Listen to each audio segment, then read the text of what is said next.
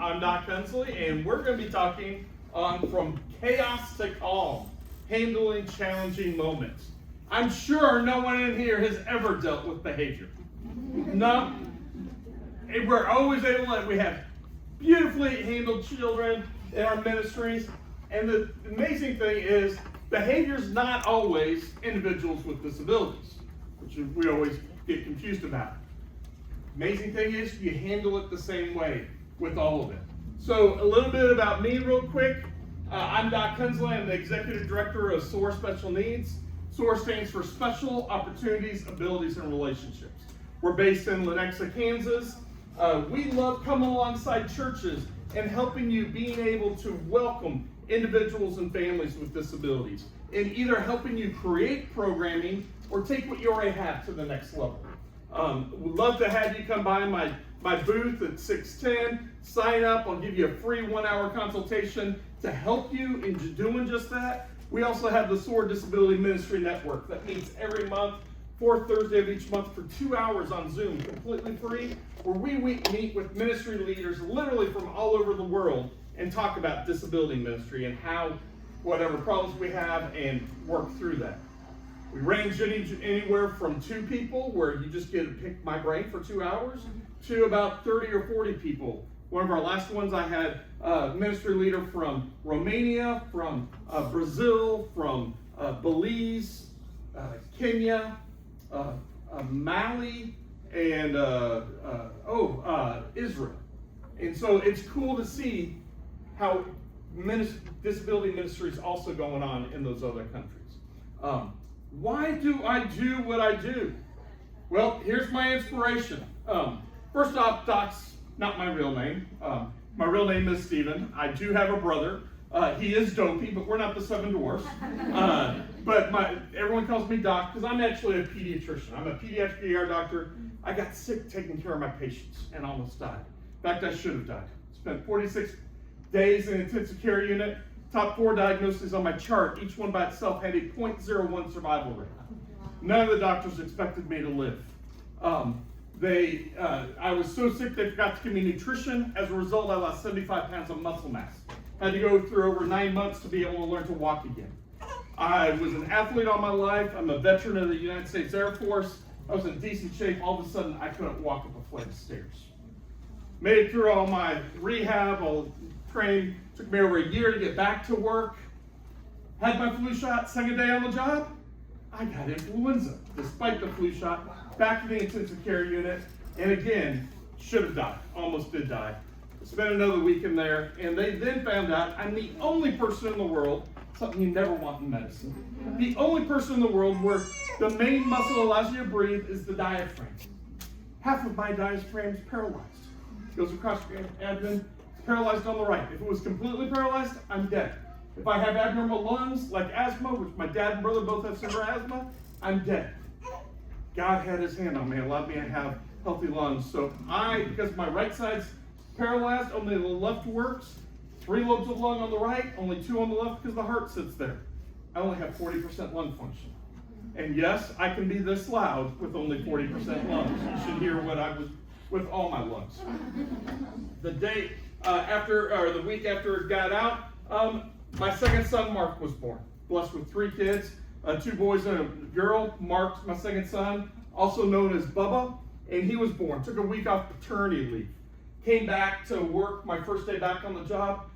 Got a call to go to an important meeting. Walked into that meeting and called. They had every boss I had, immediate boss to the chief of staff of the hospital. The entire HR department was there.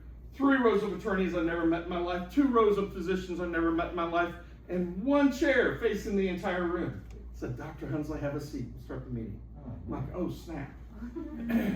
And they proceeded to tell me I'd been a great doctor. However, I became a medical legal risk to the hospital.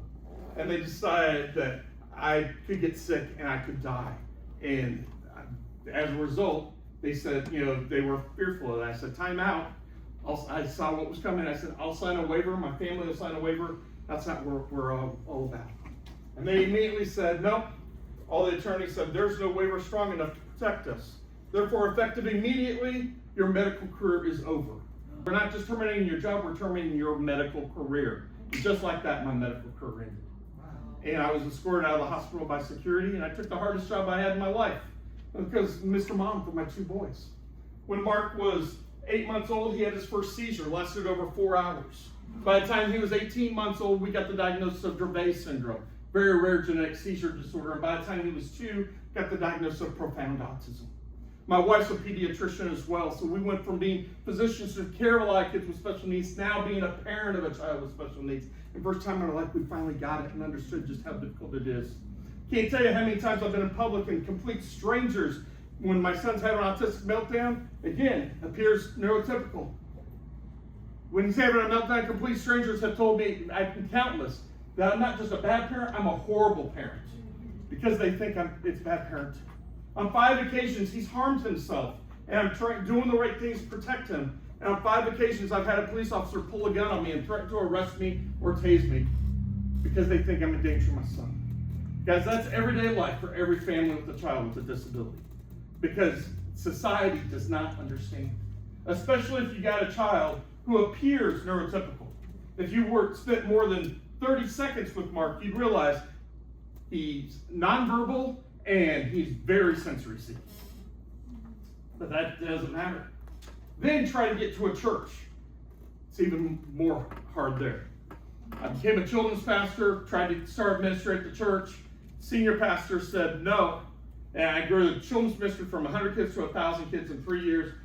Tried to do disability ministry, and the senior pastor said, no, I don't want those kind of people here. That's the overwhelming feel of most senior leadership in this country because of fear. Fast forward 15 years ago now, November 1st, my son Mark was cured of everything when he was born into heaven at the age of 5.5. We were blessed with him for 5.5 years, learned the highs and lows of being a parent, then walked through the grief of losing a child with special needs. And then at that point, 7 weeks after that, my intestine exploded on me. I almost died again. So I always joke, I feel like a cat. I've had so many near-death experiences, and I hate cats, so that's God's little joke. But after that, God made it clear it was time for us to leave that church. I was devastated. I lost my second career. I loved being a kids pastor. And I didn't think there was any hope for me again. I couldn't do anything. And God led us to another church. I met with the children's pastor and just told him, in order for me to heal emotionally, physically, spiritually, I need to serve others, get my eyes off myself and onto other people. And went, served. Next thing I knew, 5 minutes later, I get a phone call from him and the senior pastor, and they say, Doc, we know all about you. We've heard about you. We've stalked you. We've heard you say you can't have a world-class children's ministry without having a disability ministry. You can't have a world-class KidzMatter without welcoming individuals with special needs. We've been trying to do this for years. We want you to hear.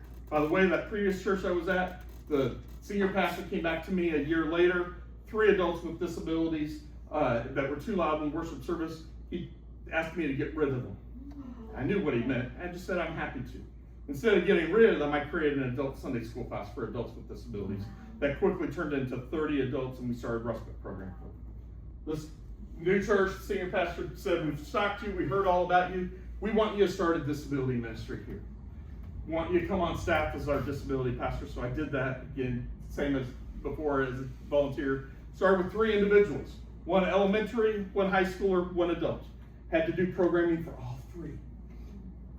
Got enough volunteers I got 20 volunteers, was on staff for 8 years. 8 years later, we're serving over 800 individuals with disabilities. Went from 20 volunteers to 2,500 active volunteers. That is what the promise is in Luke 14, where God says he will bless you. And then December of 19, we became an independent nonprofit. Just in time for COVID. Woo-hoo! And so SOAR's been an independent nonprofit since then, and I've now come alongside over 700 churches and trained throughout the United States in 23 countries and training them how to welcome individuals with disabilities. So before we dive into everything, do not take notes. Scan my card and email me, and I will send you my notes, because I'm going to be giving you a fire hose today. So sit back, absorb, just like we heard this morning, absorb healthily the fire hose But this is my card, or email me at doc@soarspecialneeds.org. Say you're in the behavior class, because I'm doing 3 talks. I'm doing this, a volunteer, and then I'm keynote, main stage on Thursday. So tell me which one you're at, and I'll send you the right one. And then we'll get that to you. But that way you'll have all the notes. It's several pages long, so save you with that. And we'll come back to that here in a minute. So, who's seen this kid in their KidzMatter? Raise your hand. Yeah, we all have, right? Many times we respond to the behavior instead of the situation of the individual. And that's what I'm hoping today, that we learn difference. Instead, we frequently need to ask questions. Why is this happening? What is the trigger? Have you ever asked the question, does this child have special needs? Does this child have autism? Or do you think, we don't have anyone in our church with disabilities? We don't have special needs in our church. I can't tell you how many churches I talk to that tell me they don't have anyone with a diagnosis in their church, but they have problems all the time with behavior. Well, most of the behavior is going to be someone with a disability. But the bottom line, all behavior is a form of communication. Let me say that again. All behavior is a form of communication. Say it with me. All behavior is a form of communication. Don't forget that. Bad behavior means someone is frustrated and they don't know how to deal with it without having that behavior to let you know. So let's change how we look at somebody and now see how we can work through that. And that. So that's our basis when we're dealing with behavior with anyone. All right? So now let's look at statistics. All right? In 2024, the CDC's numbers are 28.7% of the U.S. population has a diagnosis of special needs or disability, making them the largest minority group in the United States. My inside sources at the CDC this year are saying that number coming out probably November 1st to December is going to be 37%. 1 out of every 3. In 2022, the number is 1 out of every 6 kids in the U.S. have special needs. 1 out of every 4 adults. Autism is 1 out of every 31 births today. That's from this year. It is estimated that the divorce rate for families with a child with a disability is 90%, 90. You add a medical illness like seizures or diabetes, it jumps to 95%. Why? Because it's 24-hour, 7-day a week, 365-day a year, stressful life. It never changes, and you can't ask the neighbor girl to give you a break or babysit. And then you come to church, and most of the time the church says, oh, we can't do this, you need to stay with them.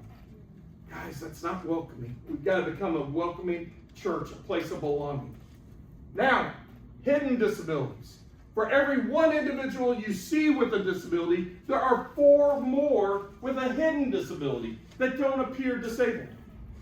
I'm disabled. You don't know it looking at me, but I'm disabled. My son had a disability, but looking at him, no one knew it. That's why we had such abuse from the general population.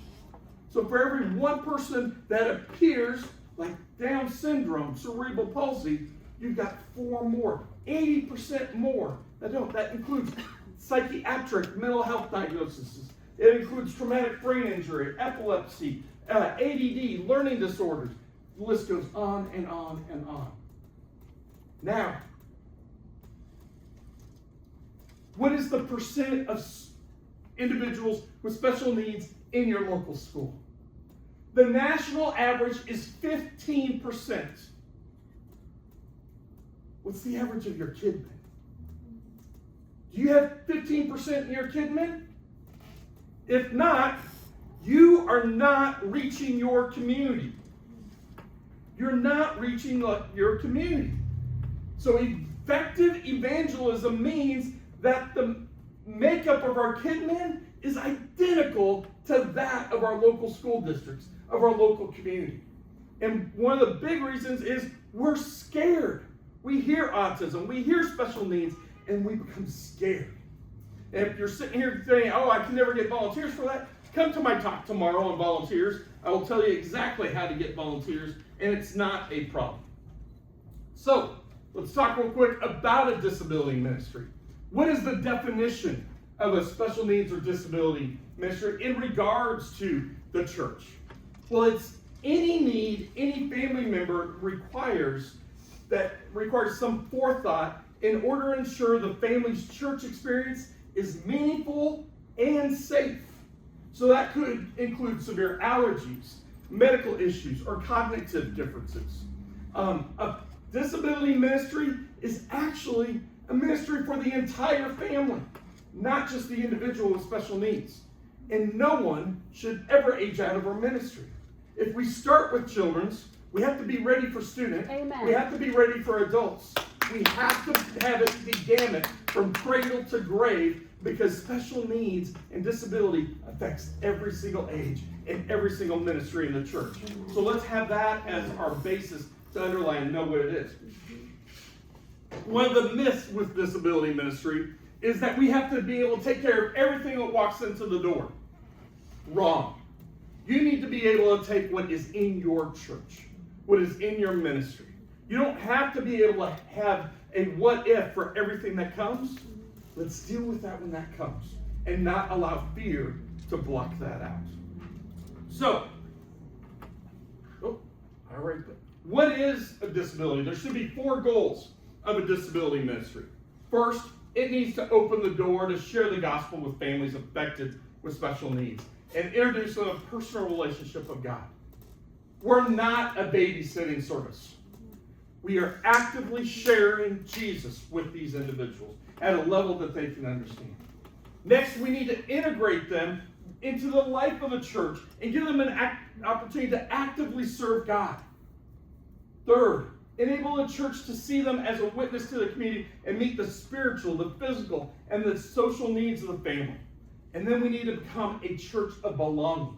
And that means ministry with and by, where everyone is present, invited, welcomed, known, accepted, supported, cared for, befriended, needed, and loved.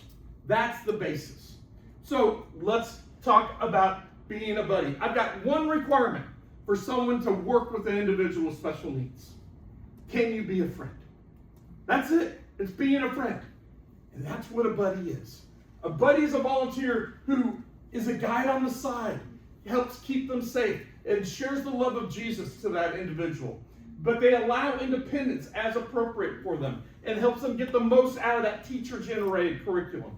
At the same time that you encourage them to interact with the teachers, with their other peers in the classroom. And we focus on abilities, not disabilities. Well, what does that mean? Well, let's say you're doing craft time and they got to cut something out, but they are unable to use scissors. You simply go in. You say, hey, let me help you. And you cut out the craft for them, give it back to them, and let them color it. That's now their craft. You focused on their ability, them able to color, and not their disability, and allow everyone else to stare at them. Let's change how we look at this. We have to be positive about everything we do. Don't be focused on the negatives. Never be isolated one-on-one, and have success techniques for success.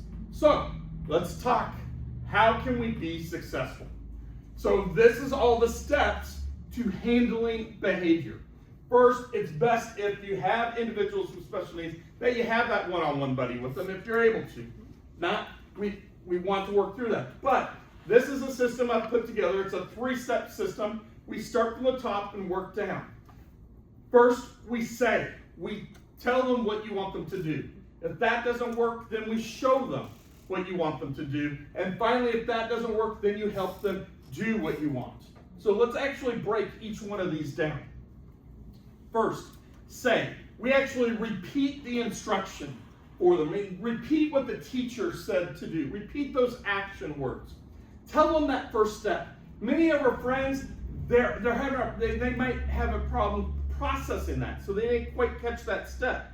And so they need that help. How do you know what to repeat?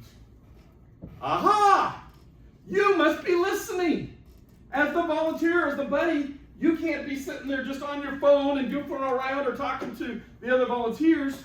You've got to be paying attention and interacting there so you know what's going on. How do you know if they've actually heard? Well, you watch them watching the teacher. You will then know what their listening looks like, and you look at them to take action. They're taking action, they're listening. But if they don't take action and they look to their peers and try to imitate what they're doing, that's still better than not doing anything, than interacting. So I still would let them try that, allow that independence. But if they're having a problem with that, now we move to show. We actually model that instruction for them. Model the task that the teacher's showing. So when should you model it? Well, I model it when they don't follow the instructions after I say how to do it. Or when they're not paying attention or understand what the teacher is saying. Or I say it when the instruction involves multiple steps and our friend just can't follow multiple steps. Individuals with disabilities and special needs usually can't process multiple step things. And so at most two, I like to break it down to one at a time and help them through. They'll be more successful. But if that's not working, then we move to do. We actually do the task with the individual. When should you do the teacher's instruction? Well, one, when they refuse after you've modeled it. You do it when they are too distracted to do it on their own. And then you also do it when they need to see it again after a failed attempt. When do you stop? Well, you stop when you feel physical resistance. They're telling you, I don't like this, so you stop. You stop when you see signs that they don't like to be touched. They cringe, they slap. They're telling you, that's not bad behavior, they're telling you, I don't want to be touched. Back off. You stop when they start to do it on their own. And here's the one we always miss. You stop when the behavior worsens.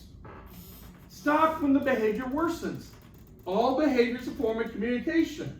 The behavior is worsening. They're telling you, I don't like this and I'm not going to do it. And we have to ask ourselves, is this really something they need to do? And most of the time it's going to be no, they don't. So just stop that. All right? So let's talk about problem behavior.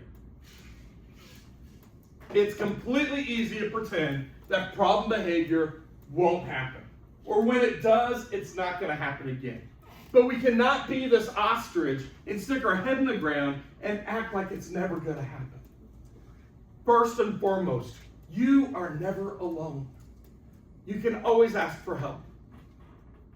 Try some of the techniques we're going to be talking about today to work through that. You can ask for another buddy for thoughts, talk to the teacher, talk to the special needs coordinator, director, the KidMin leaders. You will always have people around to help. Now, problematic behavior is actually defined by each environment and the toleration level. So it's dependent on the people involved, the space, the activities, and the expectations. So Eric's here. Eric and I might be in the same room with the child. And someone's starting to have problematic behavior. And Eric is sitting there going, whew, this is really bad. And I might be sitting here going, it's nothing. For me, that's not problematic behavior. But for Eric, it absolutely is problematic behavior. And that's okay. Because it's different in people. And we got to realize that just because you don't think it is and someone else does, doesn't mean we need to downplay that. So it's important for our volunteers to know when they should interact and when they shouldn't. So when a behavior happens, I need you first and foremost remain calm. Your behavior affects their behavior. So if you're calm, they're going to be calm. But if you start going, all right, calm down, that's all okay. What? they just took off, and you've lost them. So stop and remain calm. Get on their level. Calm voice. Try and make eye contact. We'll talk through that. And now I need you to ask 3 questions. Am I safe? Is my individual, my buddy safe? Can we keep on task?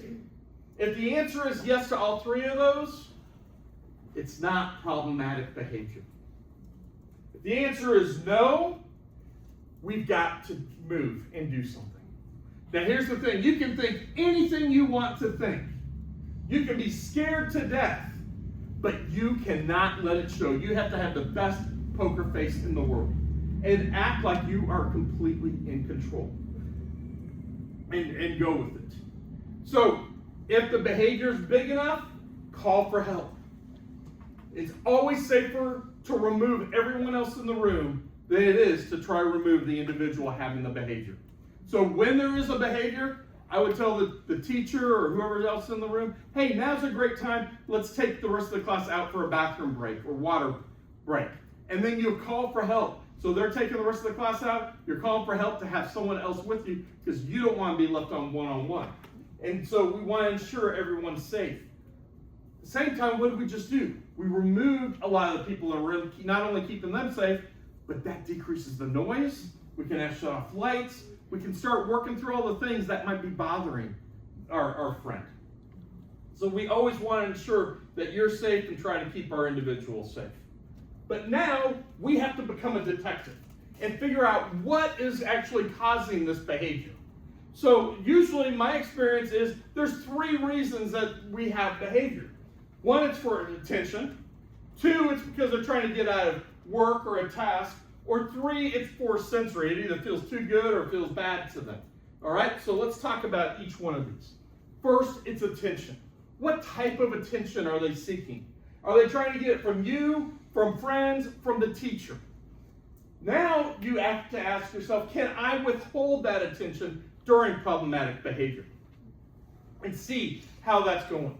Or can I provide that for another desired behavior as I'm working with them? Next, we have the possibility of escaping work. Is this something that they don't like to do or it's too hard for them? Are they just sitting here like the snail and saying, peace out, I'm out of here? Why are they doing this? Do they need help? Do they need motivation? We need to teach them to ask for help, provide breaks, rewards to help them through it. Or is it a sensory? It feels too good, it feels bad to them. Sensory overload, sensory seeking. Then we have to ask, is there another way I can give it to them? Can I give them free access? Maybe it's because they want a sensory toy. Well, can I just give them that toy to play with? Too many times we take that toy away and say, oh, no, you can't have it. And that's causing the behavior. They just want that toy. They need that toy to focus. Well, give them that free access. Or we can do an earned access, where you can do a reward board and they get stars that they work towards something. Maybe they want a special toy. They want to listen to the iPad. They want time in the sensory room. Those are the things to work through. Real quick, side note on sensory rooms, if anyone has one, they are the most misused things in churches. They're wonderful. But a sensory room is not the place you take a child having a behavior. Because as soon as you take the child to the sensory room for a bad behavior, yes, that behavior calms, but you just rewarded bad behavior. And they're going to have that bad behavior again. The sensory room is to prevent the behavior and it's, to work through all that. So it's not the place to go, I will deal with the behavior in the hallway if needed. So, bottom line, problem behavior, you got to expect it and plan for it. Be alert, react to it the best possible way. You're never alone. But you need to be comfortable and understand what's going on. When there is behavior, it doesn't mean that you did anything wrong. It doesn't mean that they don't like you or upset. You guys sitting right now paying attention to me could be hard, could be difficult. But you know how to show that. You know how to be civil, to be good. I can't tell you're wanting to sit here and throw tomatoes at me. All right? However, an individual with special needs, when they're getting frustrated, they don't know how to communicate that without lashing out, without doing something that comes there.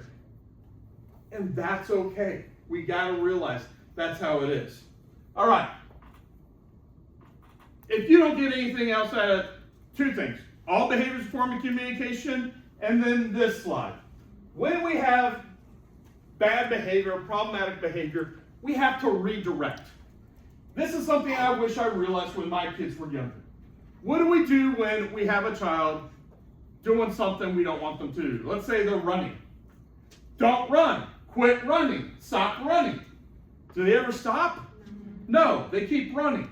And I know for me, I just would, and even my own kids, I wish my kids would listen to me. And I was always frustrated. And then, many years ago, I'm like, oh, Doc, you idiot. My neuroanatomy, neurophys class from med school finally kicked in. The human brain is wired to hear the last word you say. So all those times you're telling them, don't run, don't, quit running, stop running, all the brain's hearing is run, run, run, and they're doing exactly what I'm telling them. I'm reinforcing what I don't want them to do. So our job is to change what we tell them to do. Instead of telling them what we don't want them to do, we give them something different. So instead of saying, don't run, we can say, hey, Susie, let's come to the table and draw a picture. 85% of the time, they're going to stop and come over and do that. Now, you might be sitting here going, Doc, that doesn't make sense. I don't know about that. Let's test this. Don't think of an elephant. Do not think of an elephant. Quit thinking of an elephant. I promise no one in this room is thinking of a squirrel.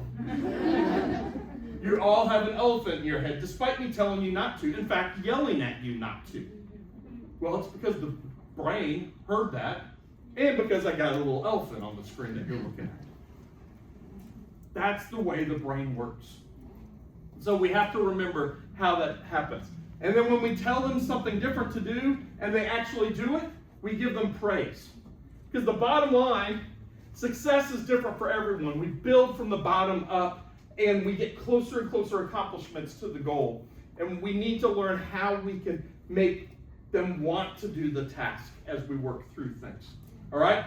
So, now, we're going to talk through some special needs considerations for us. First off, when the parents drop off their child, listen to what the parents tell you. If mom and dad sit there and say, oh, Susie had a rough night last night, she was up all night with the storm. You know what? If Susie falls asleep during Sunday school today, don't keep her up, because you're going to have behavior. It might be okay that this Sunday she's asleep. However, if Tommy, mom and dad come in, drop off Tommy, and they say, oh, Tommy had a great night, great morning today, and Tommy starts falling asleep, well, Tommy's just being a little turd. And we can work on keeping Tommy awake, all right? So realize what they're telling us. At the same time, when we're talking with our individuals, give short, clear instructions. We have to have extra patience as we're talking with them. Be encouraging, give praise frequently. We have to be firm and give limits, limit setting. Use first then, if then language, letting them know it's absolutely okay to use the word no at church. Not a problem with that. Limit choices to 1 to 2 things usually as we go through it. Engage them with activities with their peers. Play and have fun with them. One of my big ones, don't ever talk about an individual in front of them as if they're not there. Even our nonverbal friends, they fully understand everything.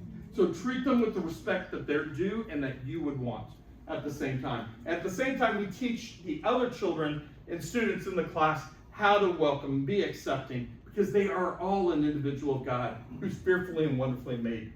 So let's talk about crisis prevention techniques. Best thing is to be proactive as we work through all this.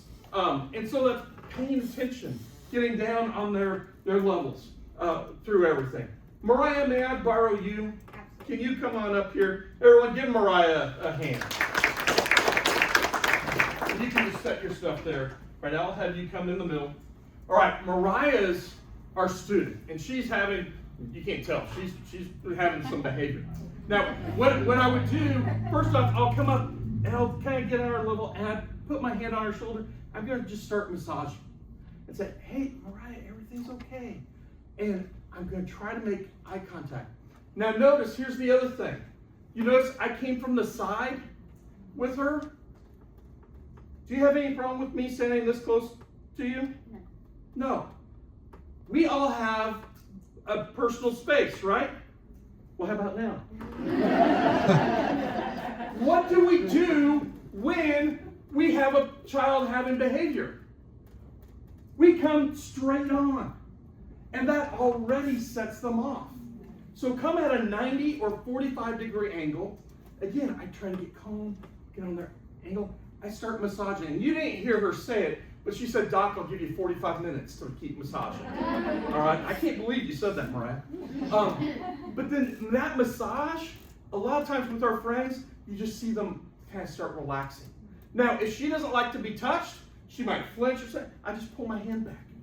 And then I'm going to talk calmly with her as I'm going through things. And, hey, it's okay. What's going on? And then we start working through things. But it starts with being calm, being at our level, and coming along the side. But as soon as we come from the front, we just lost everything. And so please make sure you know how you're coming in, because we are worsening the behavior by how we're coming. All right, thank you, Mariah. Give her a hand. The other thing is we need to, again, we talked about limits. Set limits that are reinforceable. Again, those if-then, first-then statements are fantastic. But we can't sit there and say, especially if you're like having lunch or something with them, well, if you don't do this, you're not getting lunch.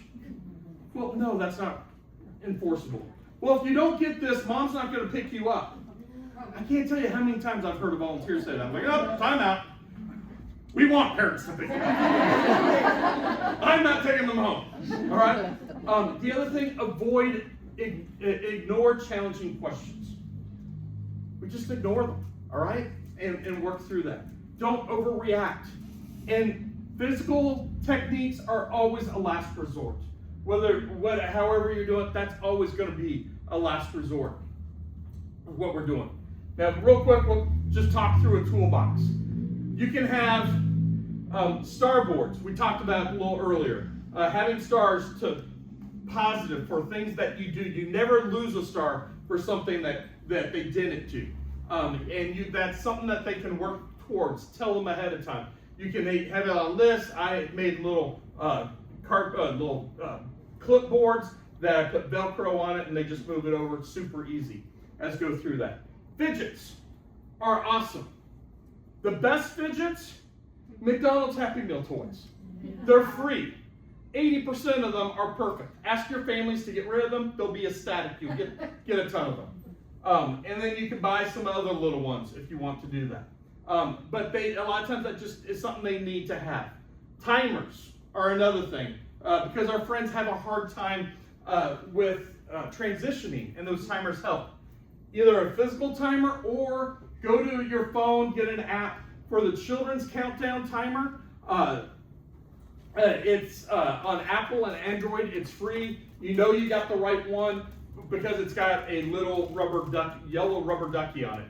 What's so nice with that, as you set whatever time it is, as it ticks down, it makes a ticking sound, and a picture shows under it.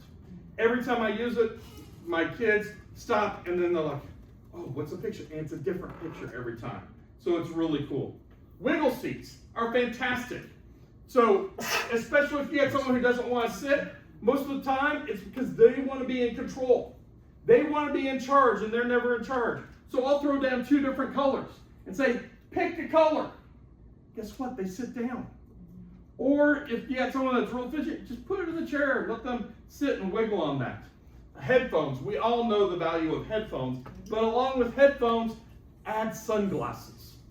I put sunglasses in all my buddy and sensory bags because so many kids, the lights can bother them, and you can go to the dollar store or resource fairs and pick up a ton of cheap or free sunglasses. 1, it helps them feel cool, and 2, it allows them to stay in that environment. You can actually create first-then boards, if-then boards if you want with that. And then schedules. Visual schedules are important.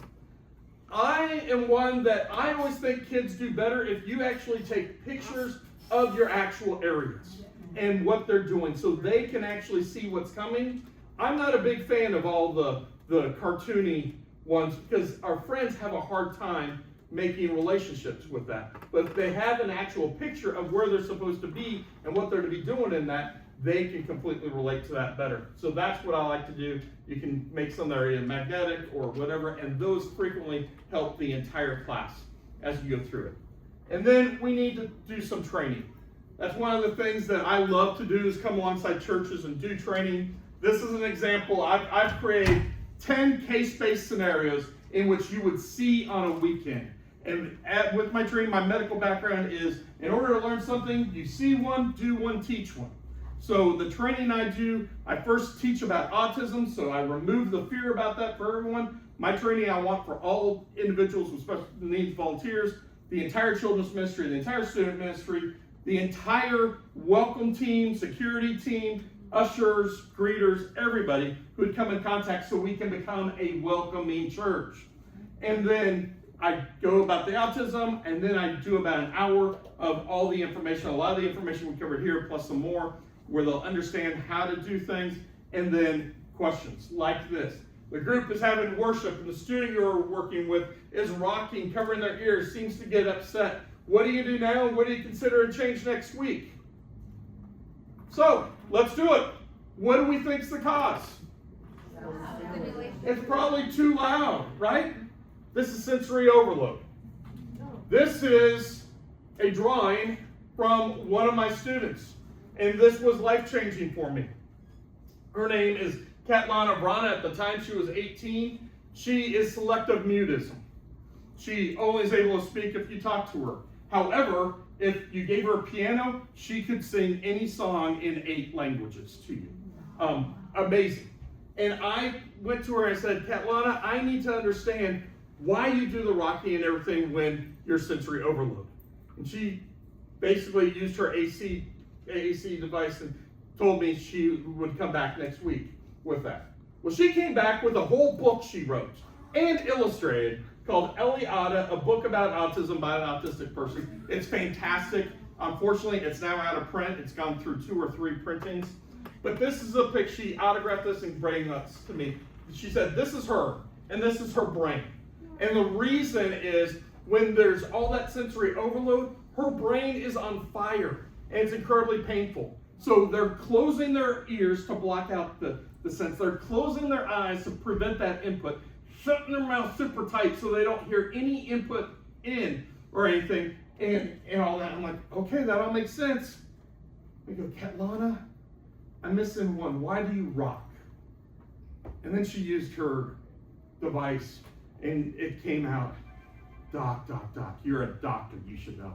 I'm like, oh, snap. And she said, because it's so painful. I'm like, oh. Guys, I've had the joy of passing over 100 kidney stones. They're painful. And when I've passed them, I am rocking. Not because it's fun, because it hurts. That's why they're rocking. So that's the example of sensory overload. We need to teach that, help everyone understand. So we can work through that and talk through exactly what we do. And so I've got 10 case scenarios just like that we can talk about. So, important thing for you to remember is every ministry is different. So do what is right for your church. You don't have to do everything, but do things that are sustainable for a church your size with the resources that you have. Find what works for your church and do it to the best of your ability. Please come see me at SOAR. We want to help you. A couple things I do want to let you know about. SOAR hosts the nation's largest disability day camp. We're in Kansas City. If you want to get your special needs ministry going, send your student ministry to us as a short-term mission project. I'm telling you, they come, they serve with us 8 hours a day for 5 days in Kansas City, and then at night, they get to go do fun things in Kansas City as a youth ministry. Have a great time. We don't charge for this. It's completely free. They serve 5 days working one-on-one with individuals with special needs where they only have to be a friend. Guess what happens at the end of the week? They're on fire for special needs. And they come back, and guess what they want to do? They pour right into your ministry, and you see your ministry explode with amazing growth. So check us out for that. The other thing, I have, like I told you, come sign up. I'll give you a free 1-hour consultation. We have the SOAR Disability Ministry Network, 4th Thursday of every month. But the bottom line, there are 7 days in a week, and Sunday is not one of them. So make today the time that you welcome families with disabilities in your church. You can reach me at info@SOAR Special Needs. And again, there's my contact. You can scan that code. Thank you so much. I appreciate the time. Any questions? Or I'll stay up here if anyone's got a question.